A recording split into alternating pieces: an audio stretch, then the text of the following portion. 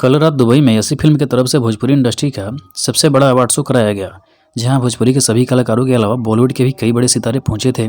तो आइए जान लेते हैं आखिर किसे कौन सा अवार्ड मिला। सारी जानकारी आपको इस वीडियो में मिल जाएगी, खासकर पवन सिंह के फैन को। उससे पहले चैनल को सब्सक्राइब कर लें ताकि ऐसे ही वीडियो आपको मिलती रहे। तो सबसे पहले बात करते हैं पवन सिंह की फिल्म की। तो हमार स्वाभिमान को मिला बेस्ट फिल्म का अवार्ड और उसी फिल्म को मिला बेस्ट स्टोरी का भी अवार्ड। लेकिन अब सबसे इंपॉर्टेंट बात कि बेस्ट सिंगर और बेस्ट एक्टर का अवार्ड किसे मिला। तो आप सबको बता दूं कि बेस्ट मेल सिंगर का अवार्ड मिला God gifted voice Pawan Singh को, और वाकई में इनसे अच्छा गाने वाला इस वक्त कोई है भी नहीं। अब बात करें बेस्ट एक्टर की, तो वो भी मिला पवन सिंह को। Best actor critic choice award मिला दिनेश लाल यादव निरहुआ को। बेस्ट डेब्यू एक्ट्रेस का अवार्ड मिला हर्षिका पुनाचा को, और बेस्ट एक्ट्रेस का अवार्ड मिला स्मृति सिन्हा को।